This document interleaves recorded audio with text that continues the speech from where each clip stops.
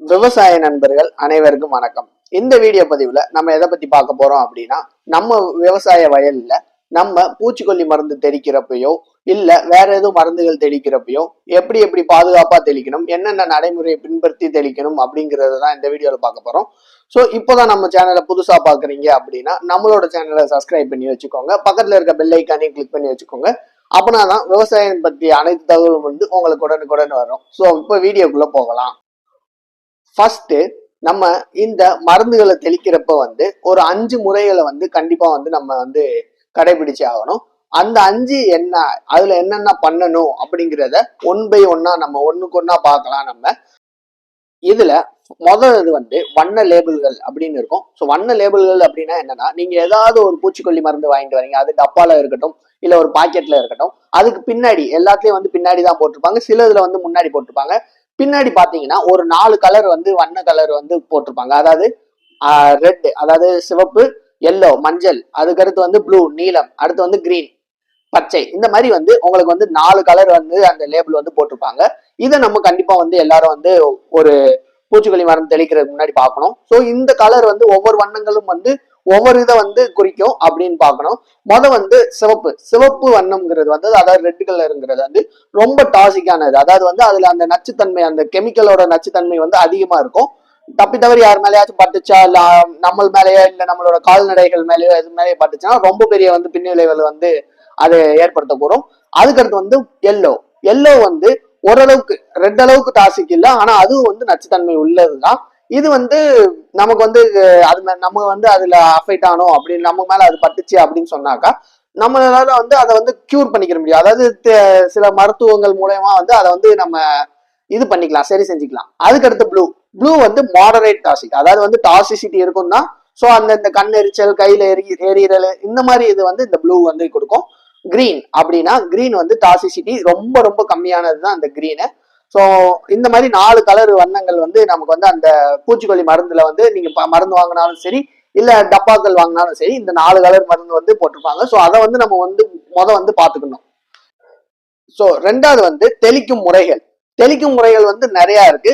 உதாரணத்துக்கு இப்போ அந்த பூச்சிக்கொல்லி மருந்தானது வந்து ஒரு பாக்கெட்ல இருக்கு, அது பவுடரா இருக்கு அப்படின்னு சொன்னாக்கா நம்ம வந்து தண்ணியில கலந்து வந்து தெளிப்போம். இந்த பூச்சிக்கொல்லி மருந்தை பிரிக்கிறதுக்குனேவும் நிறைய வழிகாட்டு நெறிமுறைகள் வந்து விட்டுருக்காங்க. அது என்னன்னா, சும்மா நம்ம பூச்சிக்கொல்லி மருந்தை ஒரு கையிலையோ இல்ல சும்மா அந்த வாயில வச்சு இழுக்கிறது அந்த மாதிரி எல்லாம் வரக்கூடாது.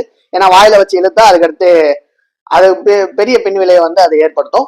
இந்த மாதிரி வாயில வச்சு இழுக்கிறதோ கையில வச்சு கிழிக்கிறதோ இது பண்ணக்கூடாது. பொறுமையா வந்து கத்தியோ இல்ல வந்து சிசரையோ வச்சு நம்ம வந்து அதை வெட்டி அதை வந்து ஒரு டப்பால போட்டு, இப்போ உதாரணத்துக்கு தண்ணியில கலந்து அடிக்கிற மருந்தா இருக்கு அப்படி சொன்னீங்களா, அதை வந்து தண்ணியில கலக்குறதுக்கு முன்னாடி தண்ணியில போட்டுட்டு கலக்குறது வந்து கையை விட்டு கலக்கக்கூடாது. உணர்ச்சி வசப்பட்டு நமக்கிட்ட ஏதாச்சும் ஒரு குச்சி, மரக்குச்சியோ இல்ல வேற ஏதாச்சும் ஒரு இரும்பு கம்பி, இந்த மாதிரி இதை வந்து பயன்படுத்தி அதை வந்து கலக்கி விடணும். தேவையில்லாம கையில வந்து கலக்க கூடாது.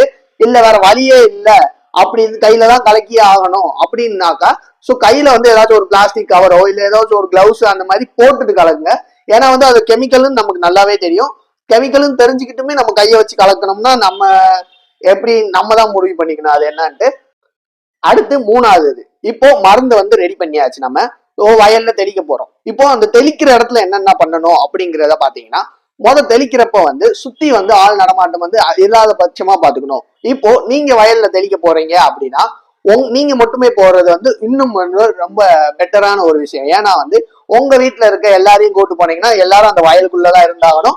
நீங்க வந்து இந்த மருந்தை தெளிக்கிறப்ப வந்து காத்துகள் மூலயமா அவங்க மேலேயும் பட வந்து அதிக வாய்ப்புகள் இருக்கு. முடிஞ்ச அளவுக்கு ஒரு ஆளு இல்ல 2 பேர் வந்து வயலுக்கு வந்து போய் மருந்து தெளிங்க. மருந்து தெளிக்கிறப்ப வந்து காத்தோட திசை வந்து எந்த சைடு அடிக்குதுன்னு பார்த்து தெளிக்கணும். இது வந்து ரொம்ப முக்கியமான ஒண்ணு. இப்போ இங்கிட்ட இருந்து காத்து வீசுதுன்னா நம்ம இப்படி அடிக்க கூடாது. ஸோ அங்கிட்ட இருந்து அடிக்கிறது தான் வந்து கரெக்டான ஒரு விஷயம். ஸோ எந்த சைடு வந்து காத்து அடிக்குது அப்படிங்கிறத கண்டுபிடிச்சு அந்த சைடு வந்து நம்ம அடிக்கணும். அப்படின்னாதான் வந்து எல்லா செடிகள் மேலேயும் படும், ஆள்கள் மேல வந்து அதிகமா படாது. இந்த வயல்ல நீங்க தெளிக்கிறப்ப வந்து உங்க வயல்ல நீங்க சப்போஸ் சாப்பாடு கொண்டு போயிருப்பீங்க, அதாவது நீங்க வயல்ல மருந்து தெளிச்சு முடிச்சுட்டு வந்து நம்ம சாப்பிட்டுக்கலாம் அப்படிங்கிறதுக்காண்டி சாப்பாடுகள் கொண்டு போயிருப்பீங்க. இந்த சாப்பாடு வந்து அந்த மருந்து அடிக்கிற இடத்துல வந்து இருக்கக்கூடாது. இப்போ நீங்க வயல்ல தெளிக்கிறீங்க அப்படின்னாங்க, உங்க வயல் பக்கத்துல ஏதாச்சும் ஒரு கடைகளோ இல்ல ஏதாச்சும் ஒரு வீடு உங்களுக்கு தெரிஞ்சவங்க இருக்காங்கன்னா அங்க கொடுத்துட்டு வந்துருங்க உங்களோட சாப்பாடு ஐட்டங்கள் வந்து அந்த வயல்ல நீங்க அடிக்கிற வயல்ல வந்து வயல்ல இந்த வரப்புல வைக்கிறது, நடுவில் வைக்கிறது அந்த மாதிரிலாம் வைக்கக்கூடாது. ஏன்னா அதுலயும் அந்த நச்சுத்தன்மைகள் கலக்க அதிக வாய்ப்பு இருக்கு. அதனால வந்து வயல்ல நீங்க இருக்கணும், நீங்களே வந்து வயல்ல வந்து இது பண்ணணும். உங்களுக்கு வந்து என்னென்ன பாதுகாப்பு கட்டுமுறைகள் இருக்கு அப்படின்னு பாத்தீங்கன்னா, நீங்க தெளிக்கிறவங்களுக்கு என்னென்ன இது பாத்தீங்கன்னா, பொதுவா வந்து இந்த தெளிக்கிறவங்க வந்து நம்ம எல்லாரும் மாஸ்க் போட்டு தெளிப்பாங்க, சில பேர் சும்மா பேக்கை மட்டும் அப்படியே மாத்திட்டு வந்து தெளிப்பாங்க, இந்த மாதிரிலாம் இருக்கு. சோ இந்த மாதிரி இந்த மத்திய அரசுல இருந்து வந்து ஒரு ஆடை வந்து உருவமைச்சிருக்காங்க. அதாவது இந்த மாதிரி வயல்ல வந்து மருந்துகளை தெளிக்கிறவங்களுக்கு பாதுகாப்புக்காண்டியே வந்து இது பண்ணியிருக்காங்க. அது என்ன ஆடை அப்படின்னு பாத்தீங்கன்னா, இந்த நம்ம கொரோனா காலகட்டத்துல வந்து நம்ம இது பண்ணிட்டு இருந்தோம் பாத்தீங்களா, ஒரு இது ஃபுல்லா போட்டு மூஞ்சி கண்ணு மட்டும் தான் வெளியே தெரியும், அந்த மாதிரி தான் இதுவும் அந்த மாதிரி தான். அந்த ஆடைகள் வர படங்களை வந்து நான் சைட்ல போடுறேன், இதை பாத்துக்கோங்க. இதோட விலை பாத்தீங்கன்னா 4000 ரூபாய். ஓகேவா? இந்த 4000 ரூபாய்க்கு எடுத்துருந்தீங்கன்னா இந்த ஆடை வந்து வேளாண் அலுவலகத்திலே வந்து உங்களுக்கு கொடுத்துருவாங்க. நீங்க வந்து இந்த ஆடையை அணிஞ்சிட்டு நீங்க மருந்துகள் தெளிச்சீங்கன்னா உங்களுக்கு எந்த பாதிப்பும் வராது. அது வந்து அவ்வளவு உறுதிப்படுத்தி வந்து சொல்லியிருக்காங்க. ஏன்னா இந்த ஆடைகளோட திக்னஸ், அதாவது அந்த திக்னஸ் வந்து அதிகமா இருக்கு, அதனால வந்து ஃபுல்லா கவர் ஆகுது நம்மளோட உடம்பு. அதனால வந்து இது சொல்லியிருக்காங்க. இல்லப்பா எனக்கு 4000 ரூபாய் செலவு பண்ணி நான் மருந்தடிக்கிறதுக்கே 4000 நான் செலவு பண்ணுவேன், நீ என்ன எப்படி பேசிட்டு இருக்க அப்படின்னு கேட்டீங்கன்னா, சோ 4000 ரூபாய் நீங்க செலவு பண்ணணும்னு அவசியம் இல்லை.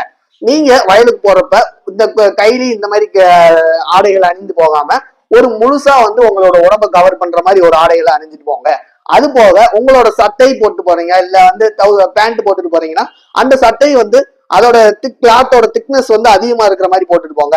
ஏன்னா லைட்டான சட்டையா இருந்தா ஸ்ட்ரென்த் கம்மியா இருந்துச்சுன்னா உங்க மேல பட்டுச்சுன்னா உங்களோட கைகளுக்கும் அது ஊரோட வந்து அதிக வாய்ப்பு இருக்கு.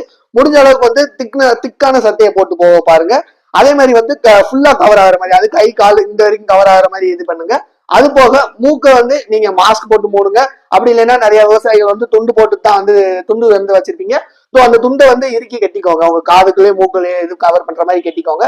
இந்த மாதிரி கட்டிட்டு வந்து உங்களோட உடல் உறுப்புகள், அதாவது உங்களோட கை விரல்கள் எதுவுமே வெளியே தெரியாத மாதிரி நீங்க அடிச்சீங்கன்னா வந்து கண்டிப்பா உங்களுக்கு வந்து எந்த பாதிப்பும் வந்து ஆகாது. ரொம்ப முக்கியமா இந்த எதை பண்றீங்களோ இல்லையோ இந்த மூக்கு, வாய், காது, இந்த மூணை மட்டும் வந்து எப்பயுமே கண்டிப்பா வந்து மூடிட்டு தான் நம்ம வந்து இதை வந்து தெளிக்கணும். உங்களுக்கு உதாரணத்துக்கு ஒரு துண்டு இருந்துச்சுன்னாக்கா நீங்க வந்து இதை ஃபுல்லா கவர் பண்ணிட்டு இந்த மாதிரி பண்ணணும். ஸோ இந்த விவசாயம் பண்றதே வந்து ஒரு பெரிய தொழில் தான்.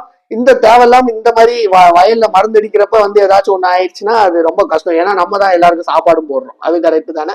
அதனால வந்து இந்த மாதிரி எல்லாம் பண்ணிட்டு இருக்காங்க. ஸோ இந்த மாதிரி நிறைய நடவடிக்கை முன்னெச்சரிக்கையா வந்து இருக்கணும். நம்ம வந்ததுக்கு அப்புறம் எப்படினாலும் சரி பண்ணதான் போறோம், வந்ததுக்கு அப்புறம் எப்படினாலும் செலவு பண்ணி சரி பண்ணதான் போறோம். ஆனாலும் வரக்கூடாது.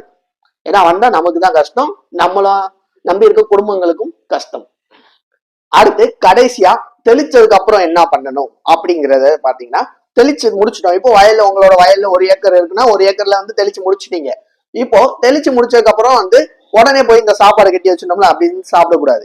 தெளிச்சதுக்கு அப்புறம் அந்த வயல் நீங்க இப்ப பயன்படுத்தின அந்த பூச்சிக்கொல்லி மருந்தோட டப்பா, அந்த பைகள், அந்த மருந்து கலக்கிறதுக்கு அந்த எடுத்த குச்சி, இதை எல்லாத்தையும் மொத்தமா எடுத்துட்டு போய் ஒரு ஆள் நடமாட்டம் இல்லாத இடத்துல தனியா போய் உள்ள புதைச்சி வைக்கணும். அப்படிங்கிறது தான் வந்து நெறிமுறை, அதாவது ரூல்ஸ் வந்து அந்த மாதிரி தான் இருக்கு. நீங்க அதுல அந்த கவர்ல வந்து பின்னாடியே அததான் மென்ஷன் பண்ணியிருப்பாங்க, அதுதான் இது பண்ணணும்.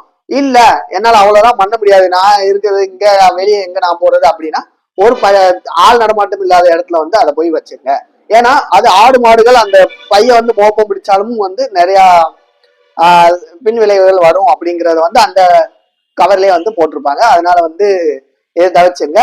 அது போக வந்து நீங்க நேரா வந்து வயல்ல இருந்து மருந்து தெளிச்சுட்டு வீட்லயோ இல்ல வெளியே எங்கேயோ போய் சாப்பிட போறீங்க, தயவு செய்து வயல்ல மருந்து தெளிச்சு முடிச்சதுக்கு அப்புறம் வீட்டுல போய் நல்லா கை காலுக்கு முடிஞ்ச அளவுக்கு குளிச்சுட்டு வந்து நீங்க சாப்பிடுறது இன்னும் மேலானது. இப்போ வீட்டுக்கு போறீங்க, வயல்ல இருந்து வீட்டுக்கு போறீங்க, வீட்டுக்கு போயிட்டு ஒரு குளியலை போட்டுட்டு அதுக்கப்புறம் வந்து நீங்க சாப்பிட்டீங்கன்னா உண்மையிலே எந்த பாதிப்பும் வந்து உங்களுக்கு வந்து வராது. அதுக்கு வந்து அதே மாதிரி முடிஞ்ச அளவுக்கு வந்து வீட்டுல வந்து சாப்பிட பாருங்க. ஏன்னா வயல்ல வச்சுட்டு நீங்க ஓரமா வச்சுட்டு நீங்க வந்து மருந்து அடிச்சீங்கன்னா அதுல வந்து அந்த நச்சுத்தன்மை வந்து இறங்கிரும். எனவே இதுதான் வந்து அந்த 5 பாதுகாப்பு நடைமுறைகளை வந்து நம்ம கண்டிப்பா இது வந்து பண்ணியே ஆகணும். இப்ப இந்த மாதிரி நான் சொல்ற மாதிரி எல்லாம் நீங்க பண்ணிருந்தீங்கன்னா கண்டிப்பா எந்த ஒரு வயல்ல வந்து மருந்து தெளிக்கிறப்ப வந்து உங்களுக்கு எந்த ஒரு இது வந்து வராது. சோ அதனால வந்து எதுக்கு இதை நான் ஒரு வீடியோ பதிவா நான் போட்டேன் அப்படின்னா, இது எல்லாருக்கும் தெரிஞ்சது தானே, எல்லாரும் மூடித்தானே நீங்க சொன்ன மாதிரி இதை பண்ணிட்டு தானே அடிக்க போறீங்கன்னா சில கவனக்குறைவுகள் நடக்கலாம். இந்த சில கவனக்குறைவுனால வந்து பெரிய விளைவுகளுக்கு வந்து நம்மளை இழுத்துட்டு போயிடும். அதனால வந்து நான் சொன்ன ஒவ்வொரு இதையும் வந்து கரெக்டா பின்படுத்துங்க. நிச்சயமா வந்து எந்த ஒரு பாதிப்பும் இல்லாமல் நம்ம வந்து மருந்து தெளிச்சுட்டு இது பண்ணிட்டு வந்துடலாம். ஸோ முடிஞ்ச அளவு விவசாய நண்பர்களை அனைவருக்கும் அனுப்பி விடுங்க. கண்டிப்பா வந்து அவங்களுக்கும் பயனுள்ளதாக வந்து இந்த வீடியோ இருக்கும். நிறைய பேருக்கு தெரியாம கூட இருக்கும், இந்த விஷயங்கள் நான் சொன்ன விஷயங்கள்லாம் தெரியாம இருக்கும். ஸோ அதனால வந்து தயவு செஞ்சு உங்க விவசாய நண்பர்கள் மற்றும் உறவினர்களுக்கு வந்து இந்த வீடியோ பகிர்ந்து விட்டுட்டு, வீடியோ யூஸ்ஃபுல்லா இருக்கு அப்படின்னா நம்மளோட சேனலை சப்ஸ்கிரைப் பண்ணி வச்சுட்டு அடுத்தடுத்த வீடியோவை சந்திருக்கேன். அடுத்த டாட்டா, நன்றி, வணக்கம்.